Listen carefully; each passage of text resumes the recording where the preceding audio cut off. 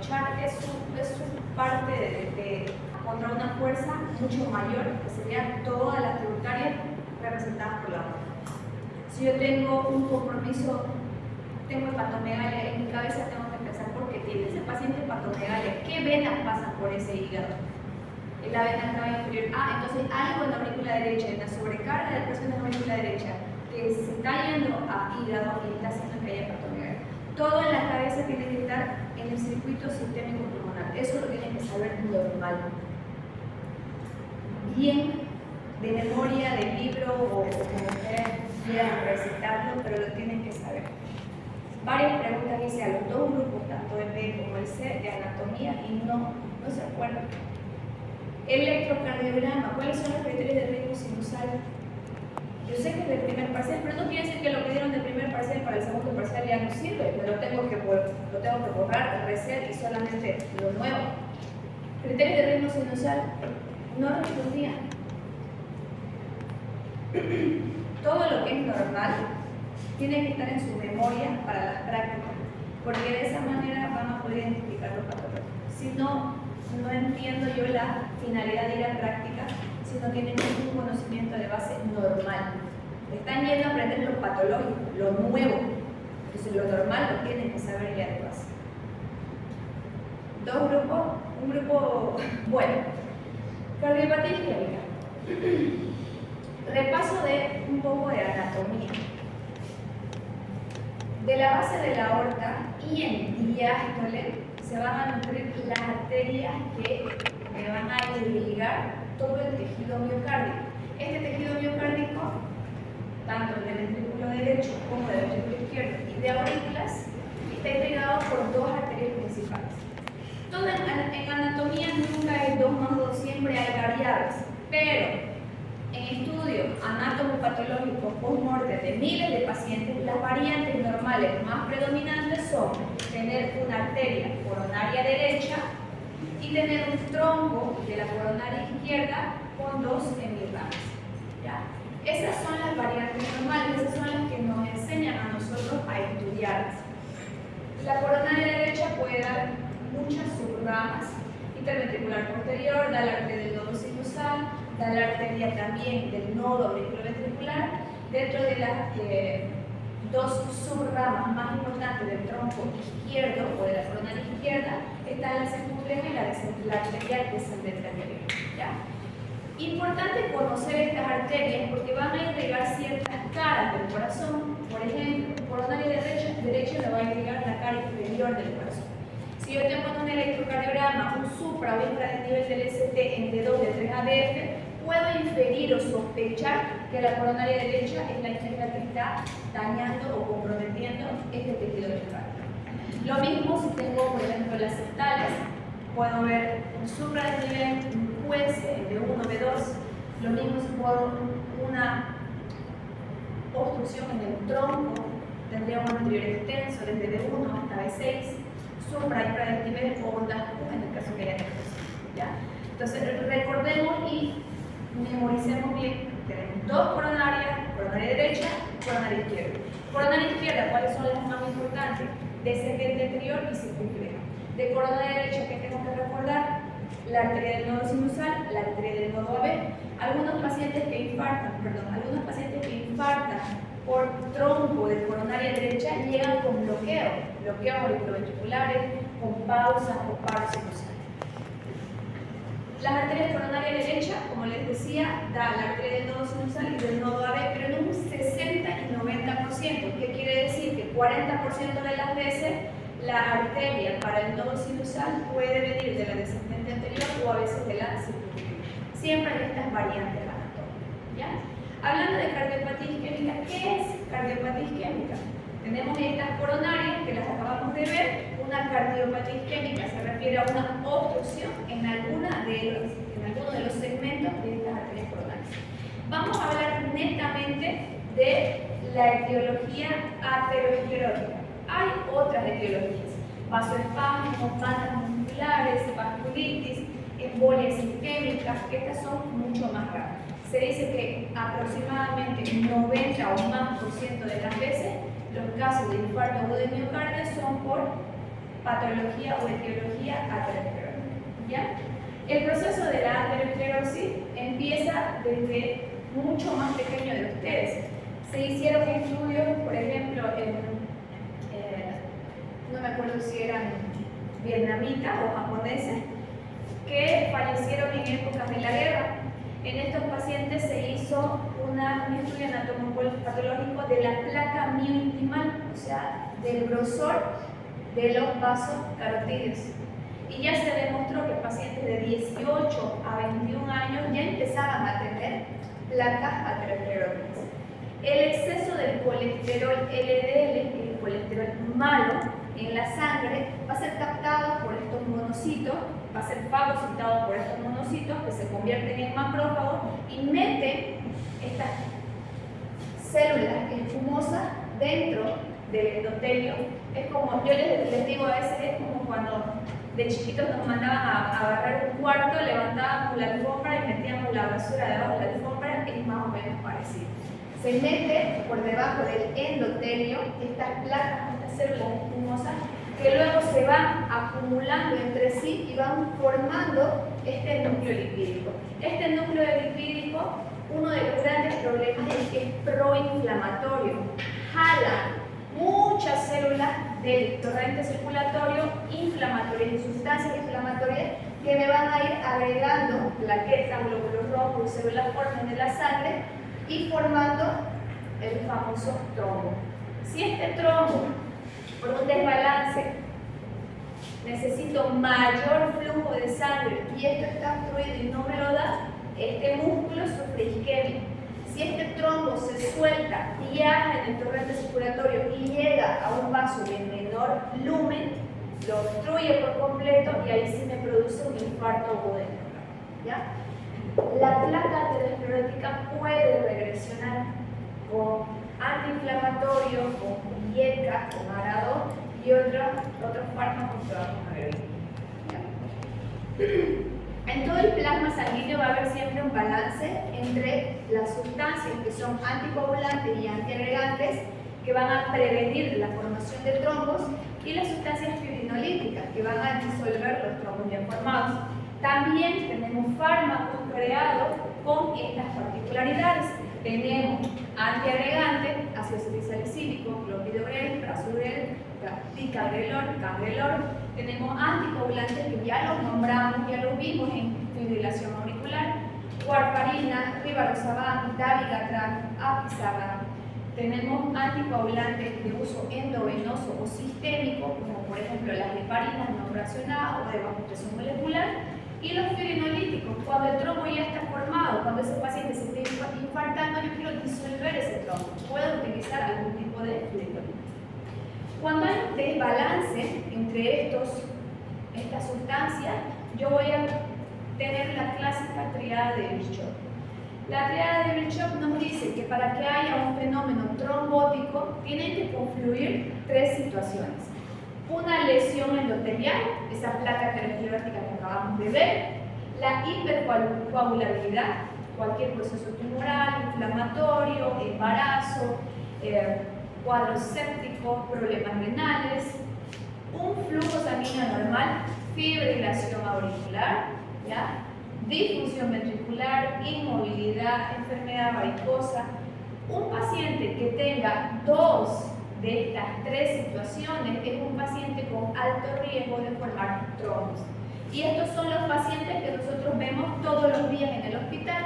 Vienen pacientes añosos con poca movilidad, con fibrilación auricular, con placas ateroscleróticas. Ya tengo los tres. Ese paciente muy probablemente es un paciente formador de trombos. Este proceso de formación de trombo es un proceso fisiopatológico muy complejo. Se van a poner en marcha principalmente la activación de las plaquetas. Estas plaquetas son células muy especiales con múltiples receptores. Y vamos otra vez, adaptores y receptores. En todo lo que es medicina, todo siempre es a base de receptores. Entonces estos receptores los van a ver en todas las células. Agarran una célula del páncreas, tiene receptor liberador de insulina. Agarran un hepatocito, tiene receptores. Agarra un cardiocito, una célula miocárdica, tiene receptores. Te agarra una neurona, tiene receptores. Todas nuestras células funcionan a base de señales intracelulares y estas señales intracelulares trabajan sobre estos receptores. Importancia de estos receptores. Los medicamentos que utilizamos en distintas patologías van a ir a trabajar sobre estos receptores. Por ejemplo, todos conocemos el clopidogrel, que es un antiagregante plaquetario que se lo deja a los pacientes luego de un infarto o de miocardio, o cuando se le hizo una angioplastia y se colocó un stent. ¿Qué hace el clopidogrel? Es un inhibidor del receptor P2Y2. ¿Qué hace? Va y evita la activación de esta plaqueta para que no se produzca esa agregación plaquetaria. Más allá hay una diapositiva donde les voy a mostrar bien bonito cómo se produce esta activación, la formación del coágulo y del trombo. El mecanismo de la formación del trombo es complejo. Vamos a imaginar que esta es una pared endotelial. Tengo una pared endotelial, la cual va a producirse o va a empezar una lesión. Esta lesión puede ser un corte, una solución de continuidad o puede ser una placa aterosclerótica. Una célula espumosa que se acaba de meter, esta célula espumosa me produce una lesión en la integridad del endotelio y lo primero son la activación del factor, la liberación de colágeno y la activación del factor de von Willebrand. Este factor de von Willebrand es como el que agarra, es la antena que va a decir, a ver, aquí, todos atentos, está pasando algo malo en este endotelio y yo necesito que las plaquetas vengan a trabajar. Entonces, este factor de von Willebrand son como antenitas. Son las primeras antenas que se van a poner en marcha para, si fuera un corte, cuando nos cortamos la mano con el cuchillo, para poder cohibir este sangrado, frenar este sangrado. Luego de que este factor de von Willebrand se ha activado, tenemos el plasma circulando. Esta es la pared del endotelio y aquí está el plasma. ¿Ya? Está la corriente de sangre circulando. Tengo glóbulos rojos, glóbulos blancos, plaquetas, todas las glicoproteínas, tengo trombosanos, tengo muchas células y neurohormonas, tengo albúmina, tengo iones, todo está circulando en ese plasma. Como árbol de las células. Estas glicoproteínas se unen al factor de von Willebrand y llaman a la primera camada de plaquetas. Esta primera camada de plaquetas es lo que se llama adhesión plaquetaria. ¿Ya? Yo tengo un corte, me corto, estoy perdiendo sangre, se activa el factor, se libera colágeno, se activa el factor de von Willebrand, agarra la glicoproteína y jala la primera camada de plaquetas. ¿Para qué? Para tapar este sangrado o en el caso de una placa aterosclerótica para cohibir la placa. Yo no quiero verla esa placa me distorsiona el endotelio, la voy a tapar porque nuestro cuerpo trata de solucionar el problema aunque no lo soluciona bien. Esta adhesión plaquetaria es un trombo que se llama trombo blando. Es un trombo que si la sangre pasa con un poquito más de fuerza, si salla un poco más, este trombo se suelta y el sangrado empeora o se reinicia o la placa aterosclerótica se vuelve a ver. Entonces lo que yo necesito es que este trombo blando se vuelva un trombo duro. Para eso, estas mismas plaquetas se van a activar entre ellas para liberar trombosano. El trombosano A2, es un potente llamador de más camada de plaquetas y de otras sustancias que me van a producir el trombo. Se acercan más plaquetas y cuando se va a formar el trombo duro, una plaqueta activada agarra una molécula, esto va a ser una molécula de fibrinógeno que está circulando en el plasma. Yo tengo, esto es como un cemento, ¿ya? Como los ladrillos, y para que se unan los ladrillos necesitamos cemento. Plaqueta, cemento y esta misma mano es la otra plaqueta, se unen así, ¿ya? Esa es la fusión que hacen las plaquetas entre sí. Jalan unas manitos, que son los receptores, y se unen entre sí. Y eso ya sería una agregación plaquetaria. Y ahí ustedes, si me hacen mi sábado feliz, me dirían, doctora, entonces ahí yo le puedo dar ácido acetilsalicílico a mi paciente. ¿Qué hace el ácido acetilsalicílico? ¿Cuál es su mecanismo de acción? Es un inhibidor de la COX-2, pero ¿qué más hace? ¿Quién se acuerda? Inhibe el tromboxano A2. Y inhibe el tromboxano A2. Entonces, si yo tengo en emergencia un paciente con un cuadro sospechoso de angina, un electrosugestivo, en mi cabeza ya estoy analizando de que se está produciendo en esa coronaria, puede ser derecha, izquierda, la que ustedes quieran, una agregación plaquetaria. Yo quiero evitar que más plaquetas se agreguen. Entonces, mi primer paso es darle a dosis altas de ácido salicílico. ¿Qué estoy haciendo? Bloqueo el trombosano, no se acercan más plaquetas, no hay unión con el fibrinógeno y por lo tanto no hay agregación plaquetaria. Primer punto, trombosano. Ahora, este fibrinógeno tiene que convertirse, para que sea un coágulo duro, resistente, por ejemplo, en el caso de un corte, tiene que convertirse en fibrina. Para eso van a entrar en juego todos los sistemas de la cascada de la coagulación. ¿Ya? El sistema de la cascada de la coagulación tiene dos vías, la vía intrínseca y la vía extrínseca. La vía intrínseca es la que se activa por el colágeno, la extrínseca es la que se activa por factores tisulares. Vamos activando 12 al 11, al 9, al 10, el 8 se activa solo, el 8 activado, el 9 activado me van a activar el factor 10 y este factor 10, ¿se acuerdan que hace el dabigatran, el apixaban y el rivaroxaban? ¿Pero qué hace? No, esa es la warfarina. Pero vamos bien. Me bloquea el factor 10. Es un bloqueante directo del factor 10 de la coagulación. Y el factor 10 es como la cruz de las dos vías. Es el punto donde se entrecruzan. El factor 10 activado junto al factor 5 van a activar el factor 2, que es la protrombina. La protrombina activada se llama trombina, que sería el factor 2 activado. Y el factor 1 de la coagulación, ya lo conocemos, lo acabamos de ver, se llama fibrinógeno. La trombina activa al fibrinógeno y el factor 1 activado se llama fibrina. Y esta fibrina es este cemento, esta plaqueta, cemento blando, fibrinógeno, cemento duro, fibrina. Entonces, en este punto, si yo tengo ya un paciente que está en este punto con fibrina, un coágulo duro ya formado, ahí no vale antiagregante, no me hace nada ni el ácido salicílico, ni clopidogrel, ni ningún antiagregante plaquetario. ¿Qué tengo que darle aquí? Bien.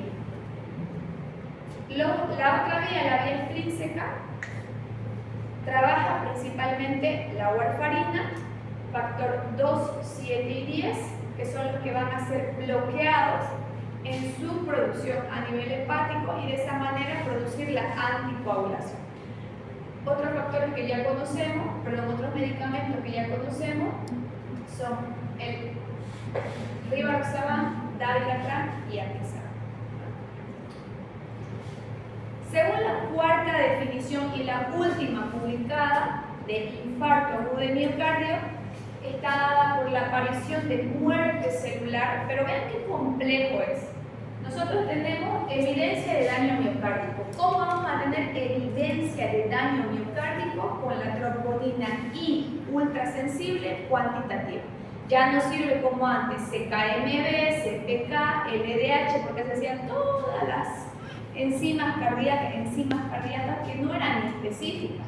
Ahora, para hacer diagnóstico, o es por imagen o laboratorialmente, yo tengo que tener sí o sí esta troponina I ultrasensible cuantitativa, valores por encima de lo normal. Porque muchas otras enfermedades te pueden dar aumento de la troponina. Hipoxemia, pacientes con anemia, pacientes con enfermedad renal, pacientes con insuficiencia cardíaca. O sea, el daño miocárdico no es exclusivo, no es solo de la cardiopatía isquémica, aterosclerótica. Hay otras patologías que se pueden dar. Entrando netamente al infarto, nosotros vamos a conocer 5 tipos de infarto. ¿Ya?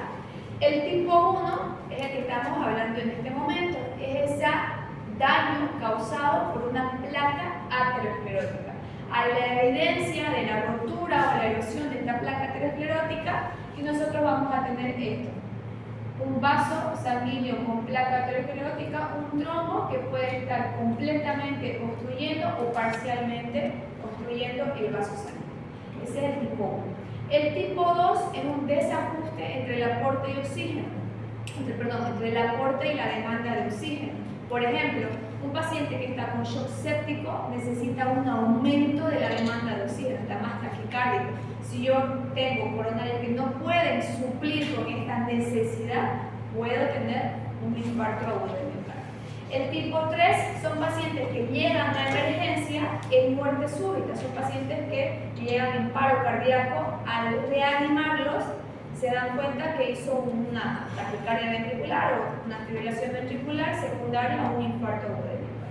El tipo 4 son pacientes que tenían conocida enfermedad aterosclerótica, los llevaron a procedimientos. Más adelante vamos a ver videos de procedimientos de cateterismo cardíaco, y durante el cateterismo, por la manipulación de este procedimiento, hacen isquemia. Y la número 5, pacientes que tienen múltiples daños que no son posibles de solucionar con angioplastía y stent, y van a cirugía cardíaca de revascularización, y durante la cirugía cardíaca se produce infarto agudo de miocardio. Ese sería el tipo 5. El tipo 1, ya lo vimos. Tipo 2 puede ser un vaso sanguíneo aterosclerótico, o puede ser un vaso sanguíneo normal que haga un vasospasmo coronario muy importante, o puede ser, hay muchos casos de pacientes gestantes que han hecho preeclampsia o eclampsia y han hecho rotura espontánea de alguna de las coronarias. Puede ser por los cambios hormonales, por el desbalance, no se sabe exactamente la etiología, pero hacen disección coronaria. El tipo 2, todas estas situaciones nos pueden dar un desajuste, un desbalance entre mi aporte y las necesidades del miocardio. El tipo 3, paciente reanimado. El tipo 4, durante el procedimiento se puede, así en cateterismo, esto lo vamos a ver un poquito más adelante. Cuando se hace un cateterismo cardíaco o una cineangiocoronariografía, se ingresa por una arteria del brazo o de la pierna hasta la base de la aorta y se coloca contraste en estas coronarias para que se pinten de esta manera. Por ejemplo, esta es la coronaria derecha, interventricular posterior, que se orina así. Tronco de la coronaria izquierda, circunfleja y descendente anterior. Y aquí ven, tronco de la coronaria izquierda, circunfleja, descendente anterior. Y ven cómo hay una lesión acá. Así es como se ven las lesiones de las coronarias en un cateterismo cardíaco. Se ingresa a la base de la aorta, se coloca contraste y se evidencian distintos tipos de lesiones. Acá hay una lesión, por ejemplo. Estos son los cables guías. Se colocan los cables guías, se identifican las lesiones, se introducen los cables guías, se infla el balón. Este balón rompe o empuja la placa para que la placa como que se aplaste. Y luego de empujar y aplastar la placa, se colocan las mallitas, los stents. Ese sería un procedimiento de cateterismo cardíaco, una solución definitiva de un proceso aterosclerótico. Una coronaria derecha donde se visualiza la arteria que va hacia el nodo sinusal.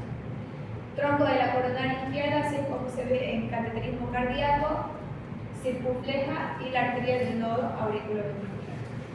Y esas son otras variantes. Bueno, los stents son mallitas, ya hay, antes eran netamente metálicas, ahora vienen incluso con liberación de drogas que evitan que se reestenosis, incluso hay stents biodegradables o reabsorbibles. Se soluciona el problema y el material del stent se va degradando y desaparece con el tiempo. Otros se van reepitelizando, quiere decir que aparece endotelio por encima del stent y deja de producir proceso inflamatorio. ¿Por qué se deja doble antiagregación, ácido acetilsalicílico y clopidogrel a los pacientes después de colocarles un stent? Porque este stent va a producir rechazo en este vaso, va a producir un cuadro inflamatorio. Toda la cascada que vimos, la liberación de colágeno, el factor de von Willebrand, la agregación, la adhesión plaquetaria, todo eso lo va a producir el stent. El stent se va a comportar como un un corte, como una placa aterosclerótica. Entonces nosotros necesitamos doble antiagregación para evitar que el mismo organismo vuelva a producir un trombo en el pecho. ¿Ya? ¿Dónde está la lesión? Aquí. Vean cómo corta, así, ¿no? Como látigo, como si lo hubieran mordido. Y acá es la misma arteria. Esta está completamente obstruida y esta luego de la liberación de esa obstrucción. Bueno, vámonos con clínica. Para sospecha de un cuadro isquémico coronario, yo tengo que tener estos tres factores. El dolor cardíaco típico es un dolor centrotorácico opresivo. El paciente tiene sensación de muerte inminente que puede irradiar a hombro, a mandíbula o incluso a omóplato del lado izquierdo, que se acompaña de marcadores de daño miocárdico, la troponina, y se evidencian cambios en el electrocardiograma. ¿Ya? Tengo que tener estos tres criterios, por lo menos, para yo sospechar que un paciente puede estar cursando un cuadro isquémico coronario, probablemente aterosclerótico. ¿Ya?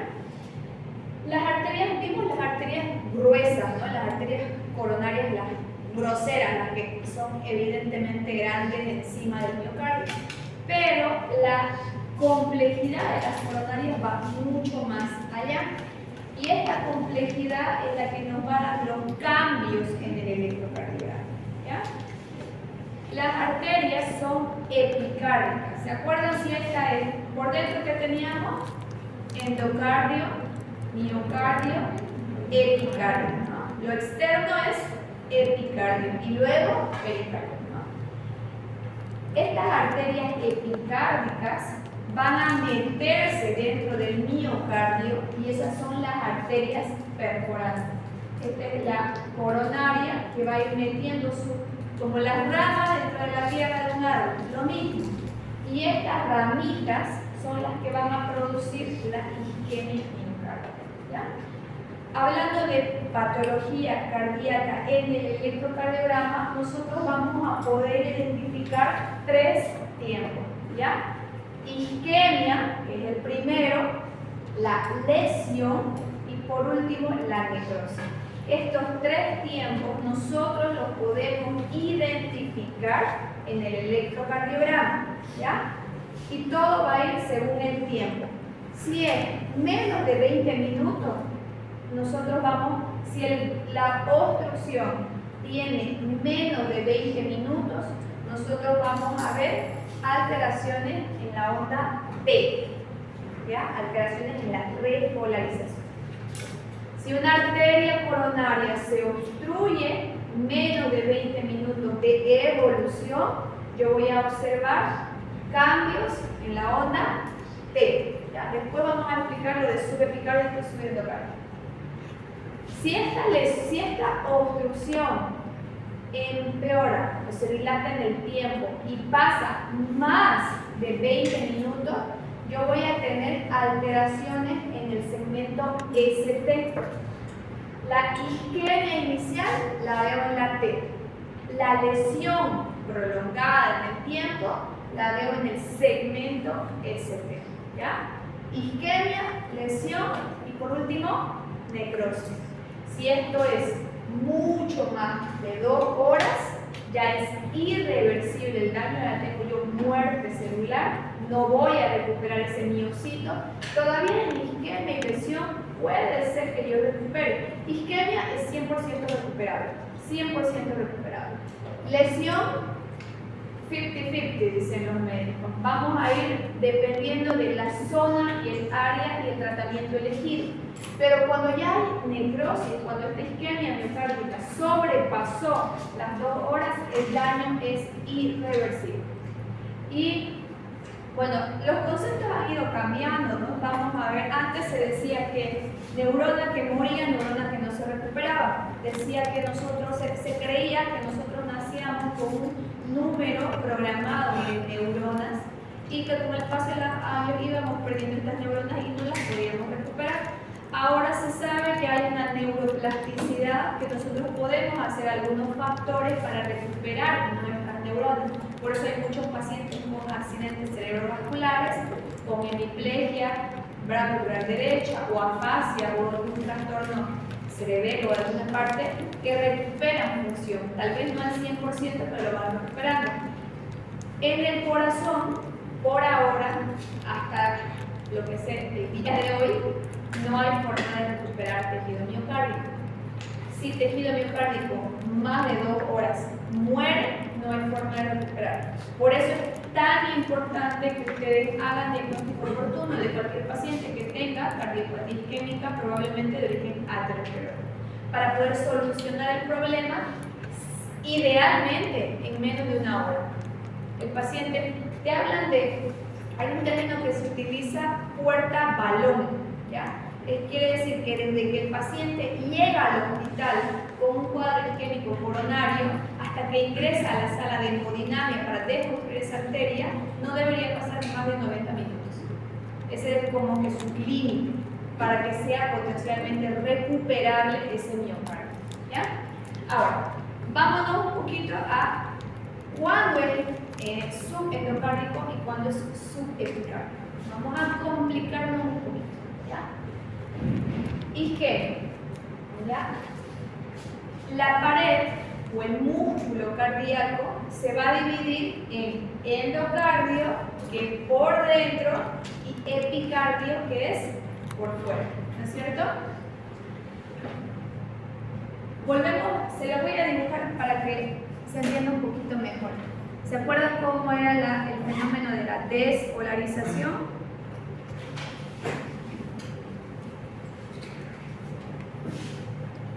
Nodo sinusal, haces internodales, nodo AB, rama derecha, rama izquierda, ¿ya? Y luego empieza el GIS. Y aquí tengo la pared del músculo. ¿Lo ven? ¿Sí? ¿Estamos bien? De aquí salen las ramitas del GIS. Ese es el sistema GIS-Purkinje, sus ramas, así como las coronarias, que son epicárdicas, tienen ramas. Acá yo voy a tener las coronarias con sus ramitas metiéndose. Y a este lado voy a tener el GIS con sus ramitas. ¿Ya? Acá tengo endocardio y acá tengo epicardio. ¿Cómo va la onda de despolarización de forma normal? ¿De dónde a dónde?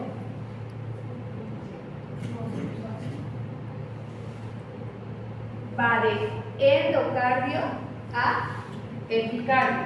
Esa es la dirección normal que sigue. De endocardio a epicardio. Esta onda de despolarización normal que va de endocardio a epicardio, yo la veo en el electro como la onda T. ¿Se acuerdan? Ya. Entonces, estas ondas T normalmente son positivas.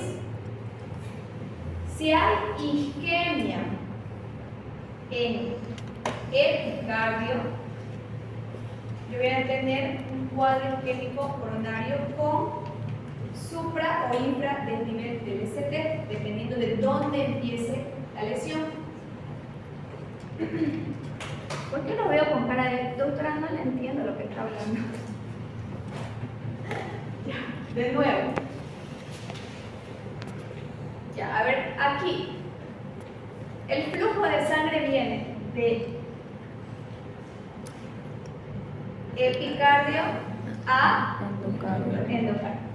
Flujo coronario de epicardio a endocardio. ¿Ya? Ahora, el potencial eléctrico, la corriente de despolarización va de endocardio a a epicardio. ¿Ya? Ahora, si tengo un problema en cualquier arteria coronaria, lo primero que va a sufrir va a ser lo distal. Entonces, ¿qué va a sufrir? Endocardio. ¿Ya? Y al sufrir endocardio, isquemia, estamos en el primero, no hay menos de 20 minutos. si hay isquemia endocárdica, se va a prolongar el tiempo de la onda T. ¿Por qué? Porque la repolarización, como estas células están enfermas, la repolarización se va a hacer más prolongada. ¿Ya? Si hay un pedacito, si es solo una parte de la pared del tejido miocárdico, pero si esta arteria pasa más de 20 minutos, es mucho más el tiempo de isquemia. Si se compromete toda la pared, la repolarización se va a invertir. Entonces ya no va a ser de endocardio a epicardio, va a ser de epicardio hacia endocardio. Entonces, cuando es poquito, yo voy a ver una onda T aguda, alta. Cuando es solamente subendocárdica. Cuando es subepicárdica, voy a ver una onda T negativa. ¿Vamos bien? ¿Se entendió? ¿Repito de nuevo? Sí. Lo voy a borrar y se lo vuelvo a leer. Vamos a hacer la pared. Uy.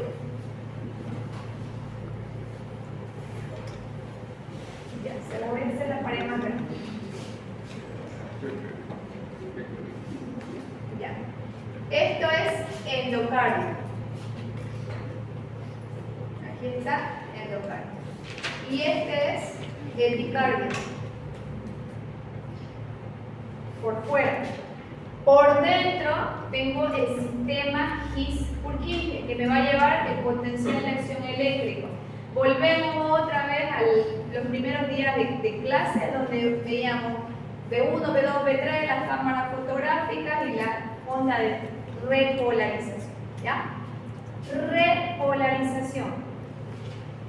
Si tengo el sistema excitoconductor acá, y tengo las coronarias acá. ¿Ya?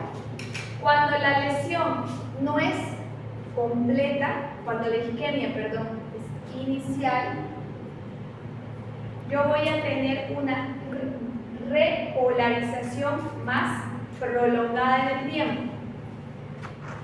Voy a seguir teniendo esa onda T, pero voy a tener una onda T mucho más alta, mucho más difusa. Hay todo esto, hay ejemplos con electros más adelante, ¿ya?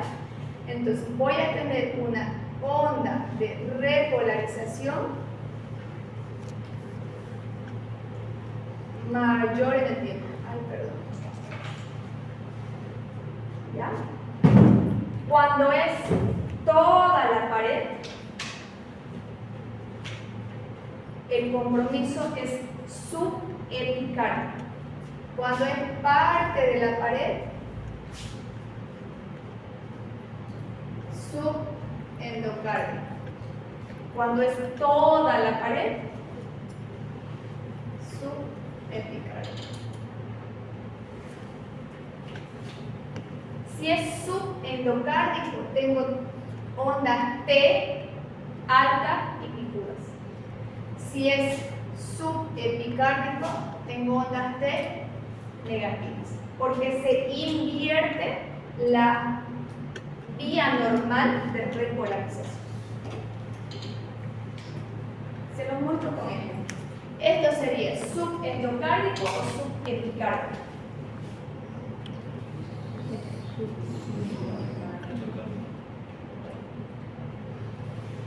Ya, solamente vean B1, B2 y B3, porque el otro los puede confundir.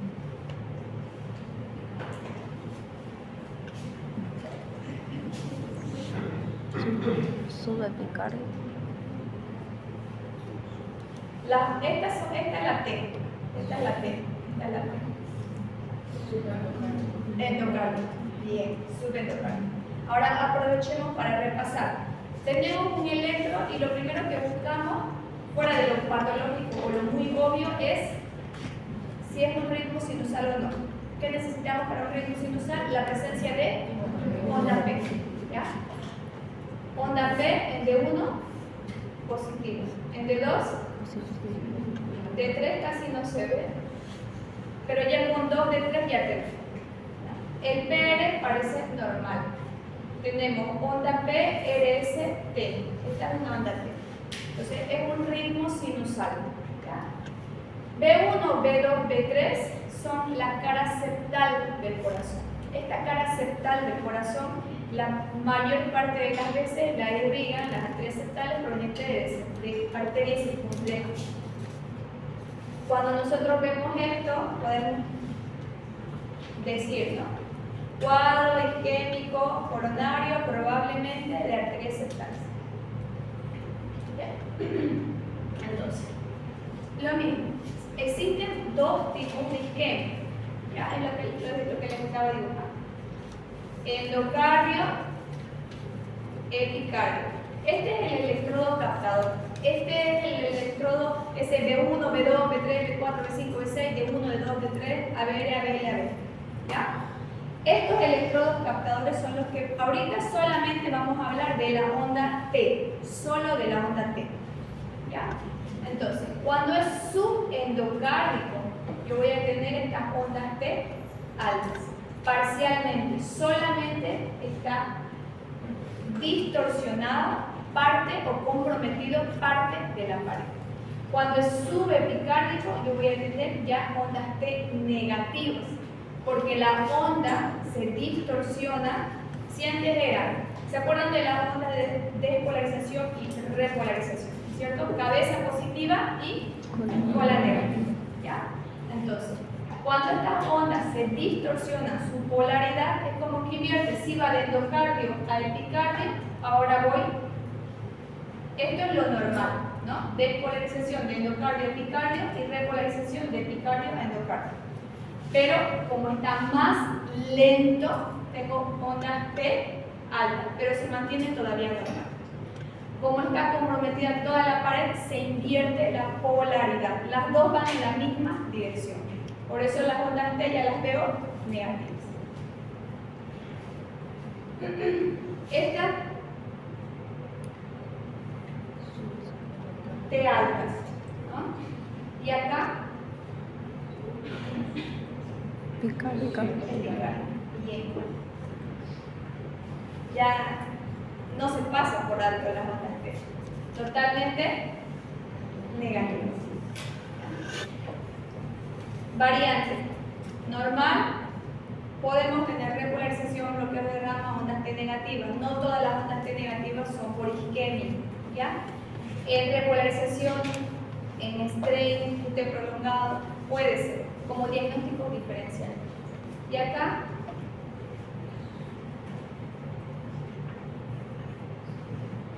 ya, ahorita estamos sugestionados, estamos viendo solo isquemia, pero vean más allá. ¿Qué les llama la atención de este electro? Es un electro en ritmo sinusal, onda P, pero ¿qué les llama la atención? Bien picudos. No, está normal el QRS. ¿Qué les llama la atención? Son muy picudos.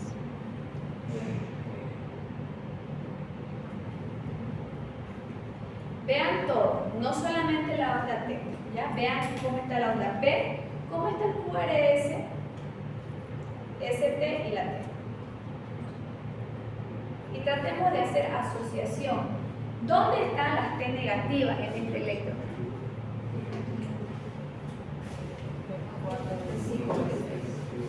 ¿Ya? ¿Dónde más?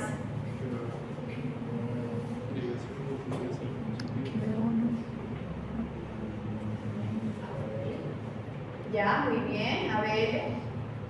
¿Y dónde más?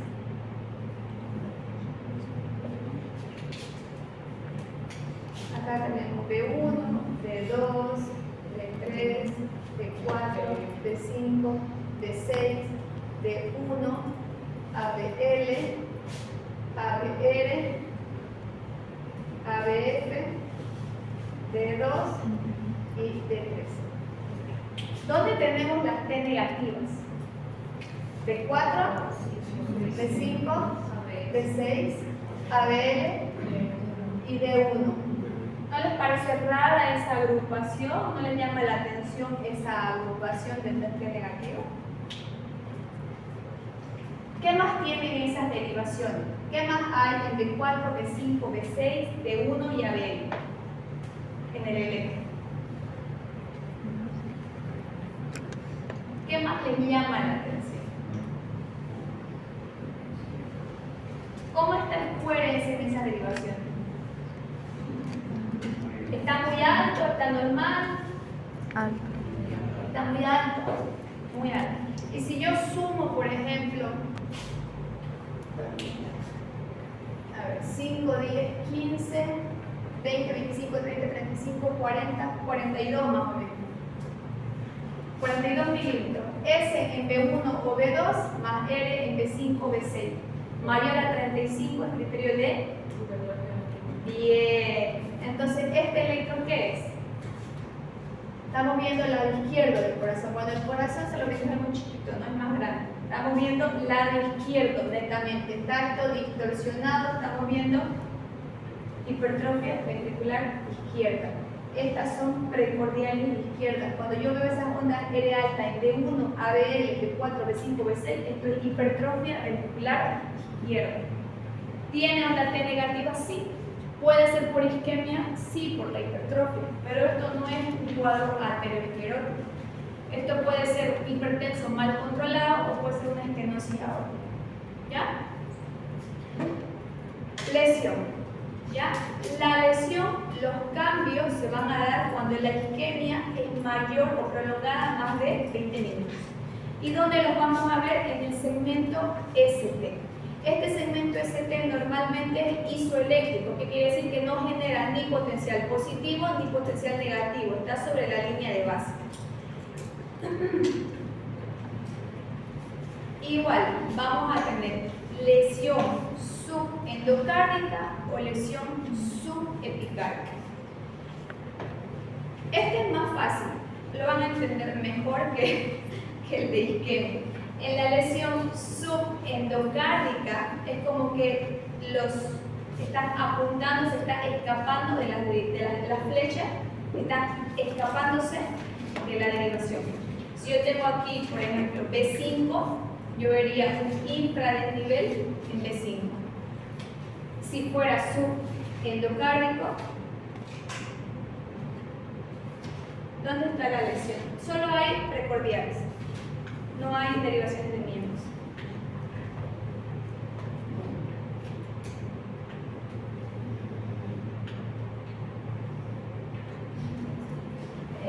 ¿Cómo está? Taquicárdico. La línea isoeléctrica tendría que estar por acá, donde finaliza la que empieza. ¿No? Esa sería la línea. Vean cómo hay infra. Todas las precordiales, desde B1, desde B2, porque ya está negativa, B3 está plano, B4 está infra, B5 está infra, B6 está infra. Y acá, lo mismo, ¿no? B4, B5, B6,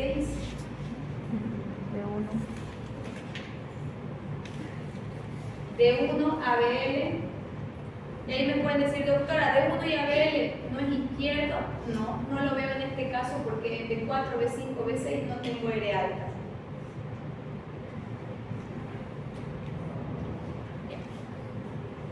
Cuando es subepicárdico,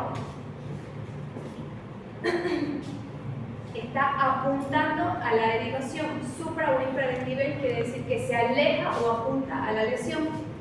Cuando es, acá se lo voy a dibujar los dos. Si fuera solamente subendocárdico, las flechitas se van a alejar de la lesión, entonces yo voy a tener infradesnivel. Si tengo QRS, infradesnivel. Si es subendocárdico, es infradesnivel, se alejan de la lesión. Si es subepicárdico, o también se llama transmural, se acercan a la lesión y por ende a la derivación, perdón, yo tengo supradesnivel del ST. Esas son las dos diferencias, ¿ya? Si es que es subendocárdico, infradesnivel del ST, si es subepicárdico, supradesnivel del ST. ¿Y cuál traduce mayor emergencia? ¿Cuál traduce mayor patología o emergencia? Epicárdico. Subepicárdico, ¿no? Por supuesto, porque está comprometiendo toda la pared del miocardio. Entonces, si es una porción, una parte, subendocárdico, infradesnivel del ST. Si es toda la pared, supradesnivel del ST. Y el supradesnivel del ST siempre es una emergencia.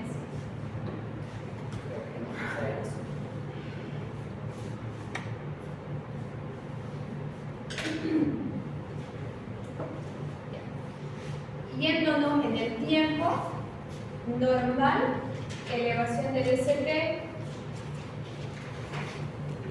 1 hora, días, y luego aparece la patológica, que es la necrosis. Siempre que nosotros veamos onda Q en una derivación donde normalmente no debería haber onda Q, esta Q traduce necrosis del tejido miocárdico. ¿Por qué traduce necrosis? Porque ya no hay ningún tipo de actividad eléctrica y todos los vectores de esa zona se van a escapar de las derivaciones. Estas cámaras fotográficas, los vectores que antes se acercaban a estas cámaras fotográficas y daban las ondas R, ahora se van a alejar de estas cámaras fotográficas y nosotros solamente vamos a ver ondas Q, porque no hay vectores de descarga. Al estar el músculo inactivo, no va a haber corriente eléctrica, no va a haber despolarización, y las despolarizaciones que vean estas ondas van a ser las adyacentes, se alejan de la lesiones. El resto de los vectores se alejan de la zona, produciendo las deflexiones negativas que serían las ondas Q. Si las ondas Q son más profundas, son necrosis, y cuando hay QS hay necrosis transmural. ¿Ya? Vamos con ejemplo. Ay, perdón. ¿Dónde está la onda?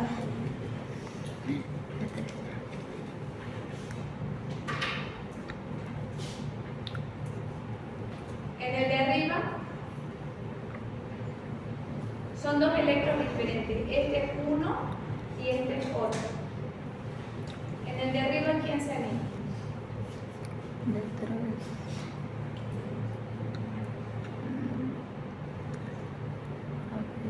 ¿Se acuerdan cómo es? Ese es tu electro. No, me era un compañero. Pero fíjate cómo está D2, el QRS, en ese electro. Debe ser normal. Sí, ese no sé. Ese no sé si se sacó mal, pero ese. Está vibrado, pero este está normal. Solo que el canal D3 está censando mal. Pero sí, en igual D2, ese está. ya, en D2 tengo R pura aquí. Solo R. ¿Cómo está D2 acá? Tiene una Q inicial y una R pequeñita. D3 igual debería ser R pura. ¿Cómo está D3 acá? QS, no hay R. ¿Ya? Y en ABF no hay R. Ya se las mostré. Y abajo, ¿cómo empieza en B1? En B1 siempre tiene que haber onda R, porque es la despolarización septal. Cuando se iniciábamos el QRS, el primer vector siempre es el vector septal, era un vector que venía así y apuntaba a B1, B2 y era la despolarización septal. El segundo vector, el 3, ese era el 3A. El 3B era un vector mucho más grande, que era de punta ventrículo izquierdo porque enmascaraba ventrículo derecho. Y el cuarto vector era el de la fase, ¿no es cierto? Por eso en algunas derivaciones tenemos en QRS, no en todas, porque hay derivaciones que no te ven, por ejemplo el septal. Hay derivaciones que sí, hay derivaciones que no. B5, B6 sí te veía, por eso teníamos a veces en B5, B6 una Q, que es normal en B5, B6, pero aquí no hay R, no hay R, no hay R, no hay R. B1, B2, B3, B4. Anteroceptal. Necrosis anteroceptal. No. Sí, por hoy. Porque ya lo cansé. La muerte súbita, síndrome coronario, enfermedad coronaria y farmacología.